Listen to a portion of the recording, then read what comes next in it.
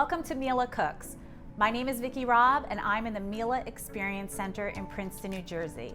Today I'm going to show you how to make our rich, decadent, flavorful lemon and asparagus risotto. We'll be using our 36-inch gas range and our 30-inch wall oven. So our recipe has a few ingredients, not way too many, but there is a little bit of prep work.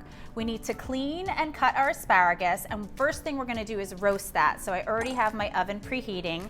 Then we need to zest and juice our lemons and cut our onion. Once I get all of that prepped, we're gonna start cooking the risotto. Every time I have to prepare asparagus, I always think of my childhood, and my mother would peel asparagus every single stem. I am not that good. I am just going to make sure I get rid of the ends. You could snap them off and kind of break it where it naturally snaps. Once I do a couple of those, I get lazy and I just kind of measure and eyeball where I want to cut off the tough end. Once we have the ends trimmed, we're going to put it into about 1-inch pieces and transfer them to our favorite round baking tray. It's the perfect size for roasting this asparagus, and we'll just finish this up and then pop it in the oven for 10 minutes. We're gonna take our Vidalia onion, our sweet onion, and we're going to chop it finely. So start by cutting it in half, cut off the end, and oop, that's my discard bowl, and then just peel off the outside. One layer should do. Okay, now you have a nice flat surface for cutting this onion. And we're just going to do some side slits there. Some cuts straight down.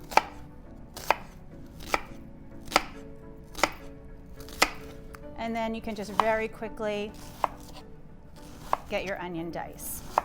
So I will do the other half, and then we'll come back and get our lemon prepared. Our last ingredient to prep is our lemons. And if you take anything away from today, I want to point out that you always need to zest your lemons before you squeeze them. It's going to be miserable the other way around. So let me get these zested. And then after I zest them, I'm going to just cut them in half and juice them. We love using just a little handheld juicer. If you don't have one thing that I do at home, I'll just take tongs and then squeeze the lemon with a pair of tongs to get the juice out. So let me get that all done and then we start cooking.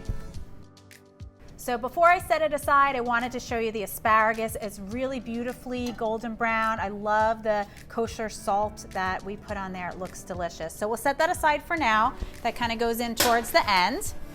And I have my broth heating on the back burner. You really need to use hot broth. It doesn't necessarily need to be boiling, but you need to have it hot. So I'm going to turn on my front burner kind of on a medium high, and the first thing I need to do is add a little bit of olive oil to the pan. And now we're going to take our arborio rice. It's really important to use arborio rice. The starch in this rice is what really gives risotto its creamy texture at the end of the dish.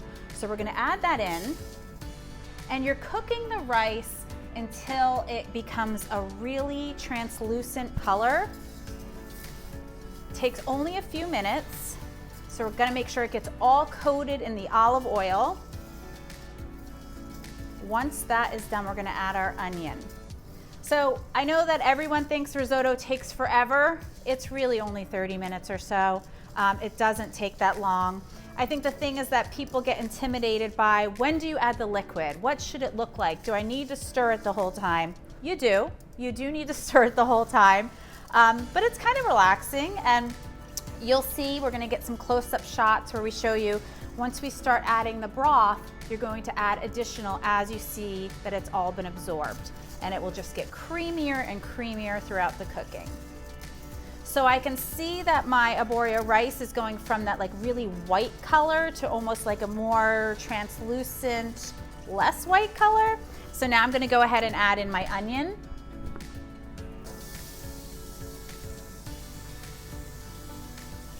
And we're gonna get this softened slightly. You don't want it to be really raw onion. So just combine them nicely. If it looks a little too dry, you can add a little splash more of olive oil. I think I am gonna do just that.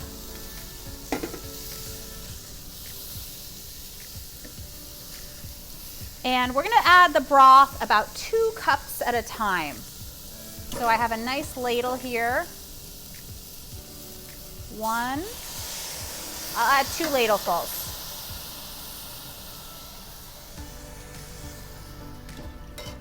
And I will continue to stir this, let it come to a low boil, and we'll show you what it looks like when we add that next ladleful.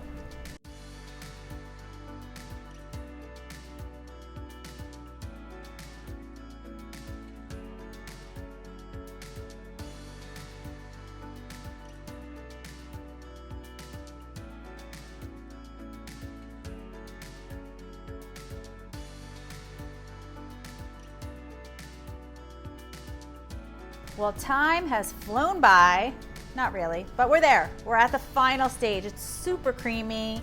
You can see when I stir it how milky white that is, and I love it. So let's go ahead and make this that lemon asparagus risotto. So I have 1 tablespoon of lemon zest and 2 tablespoons of lemon juice. And this was actually just 1 lemon that I needed. And we have our Parmesan cheese, which is gonna give it such an amazing flavor and also add to that creamy texture. So we will stir all of that in and then finally add our asparagus.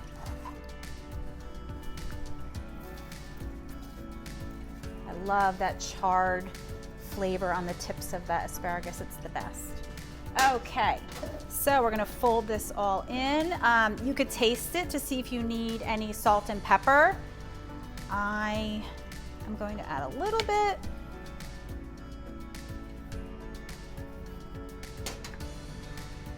And then we're gonna put it into our beautiful Villeroy and Bach serving dish that they made just for Miele.